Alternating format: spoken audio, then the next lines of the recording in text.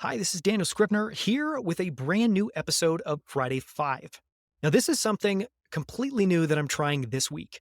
So, for a long time, I've been collecting quotes, ideas, questions to ponder. And by a long time, I mean at this point, probably a decade or more. And I'm finally at the point where I'm ready to start pulling all of this together into, I feel like I've got a very fascinating body of work. And I'm finally starting, ready to pull this together into a weekly newsletter.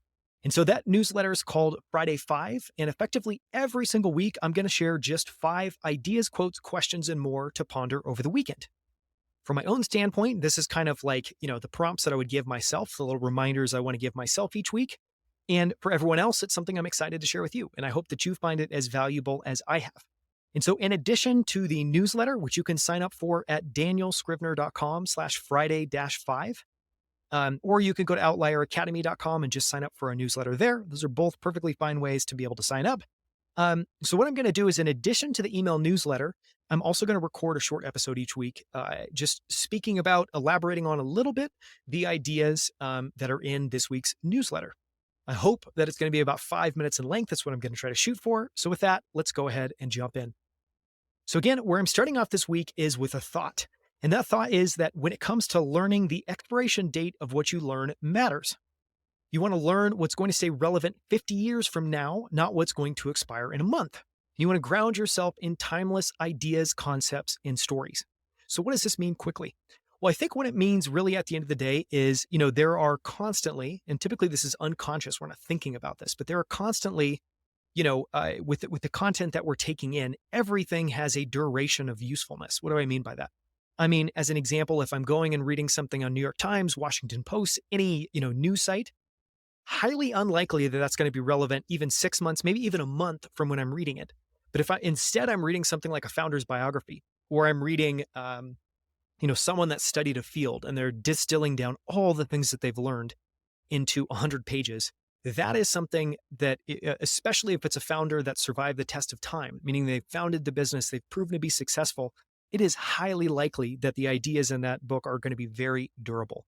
And so again, just try to be conscious of what you're taking in and try to consciously push yourself to make sure that you're taking in as much as as high a percentage as possible of timeless or just durable ideas. That's number one.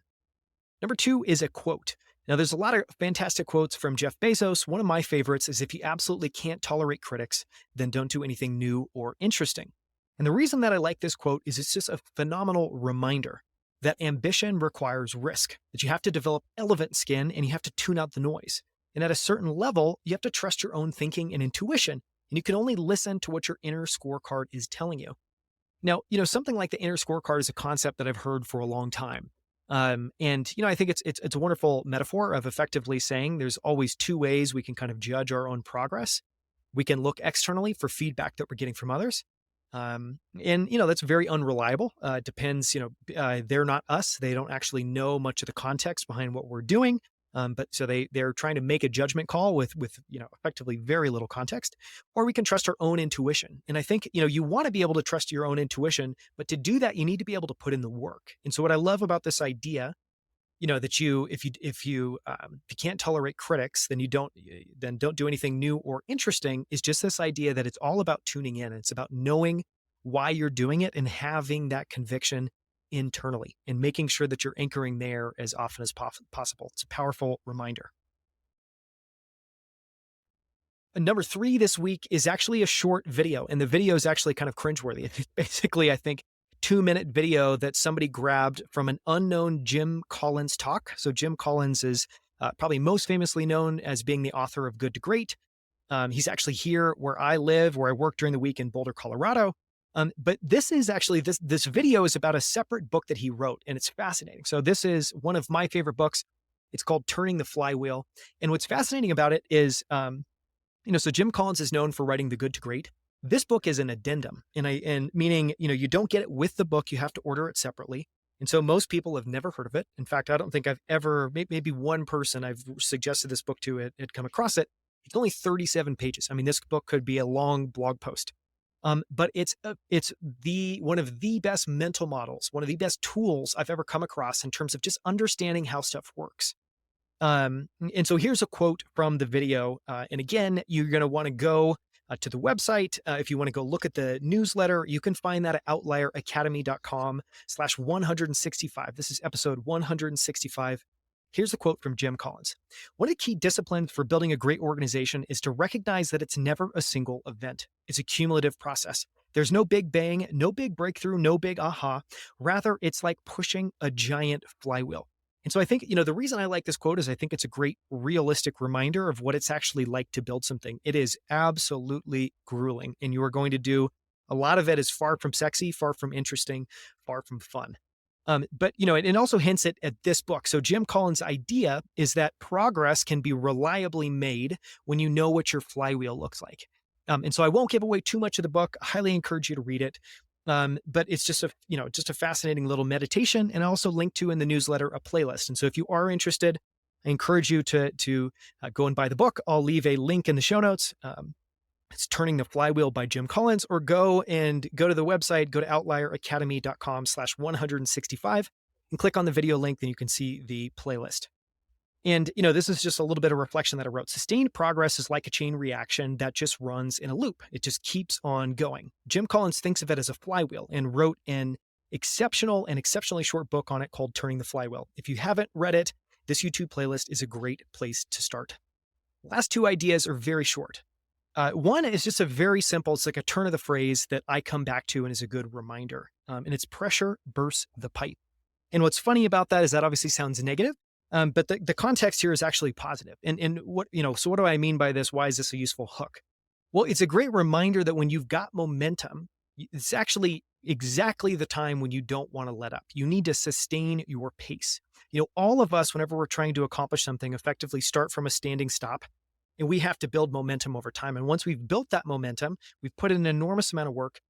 Your first instinct is to say, okay, I've got momentum now. I'm going to take a breather and I'm going to catch my breath. And I think this is just a phenomenal reminder that actually you need to continue to push yourself, and you need to make sure that when you have momentum, you don't let up. Another way I've heard this said is the goal is to get traction and never lose traction. So because it's very hard to get, momentum is very hard to get. And so when you have it, it's very important that you don't lean into your natural instinct to rest, and you continue to sustain your pace. Breakthroughs are forged by intensity and endurance. Neither alone is enough. And the last, number 5 this week, is a simple question. It's a simple question to ask next time you find yourself feeling frustrated by your progress towards a goal, which is, how am I making this harder than it needs to be? And that may sound like the world's most stupid question, but I often find that this is a good gut check for myself. If I'm ever feeling frustrated, like I am trying something and I am not making progress, this question is a phenomenal invitation to effectively stop and reflect and think about other paths I could be taking. Think about ways I could automate or remove some of the really difficult work. Think about ways to narrow the scope. So it's just a way of, I think, refining this sense that, hey, 1, be aware of how you're feeling. And if you're feeling frustrated, check in. And 2, ask yourself these questions. It's remarkable how often you'll have an answer just sitting there waiting to be called forth.